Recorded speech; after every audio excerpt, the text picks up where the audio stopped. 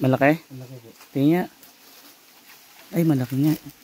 Ito yung palakang bundok. Ganyan. Ang itsura niya. Malayong malayo sa itsura ng palakang bukid. Mahaba pa po. Ha? Mahaba. Oo, mahaba. Dahil natin kung makaka-recover siya. Antayin natin maka-recover. Makaka-recover naman yan mga ilang ano lang, mga ilang segundo pa. Hindi, ano yan. Tatakbo yan maya maya. Antayin natin ha. Pakawala natin.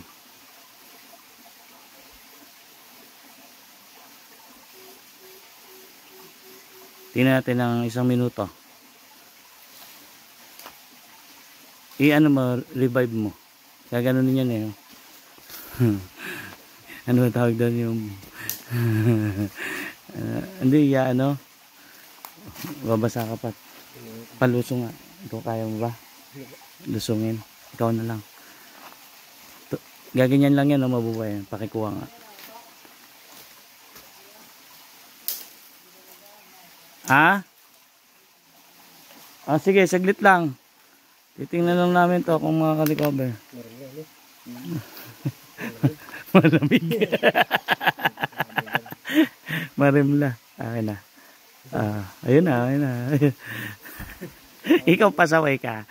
Nagpapanggap ka. Pinakawalan na nga kita. Ayun na siya.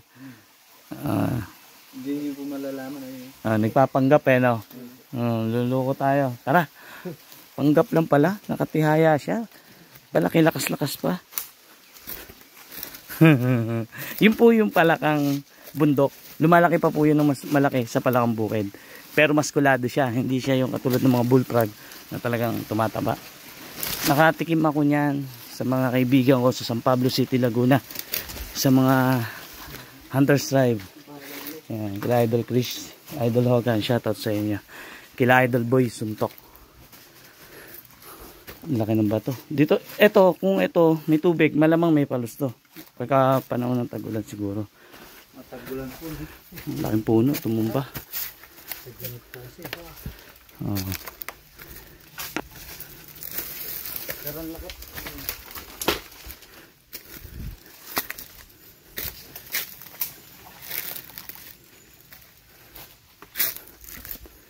Nakakapagod din ah.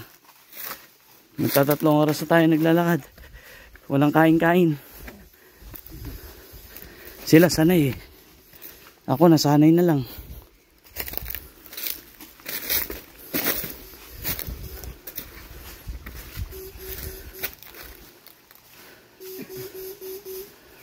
Ay, inumin oh.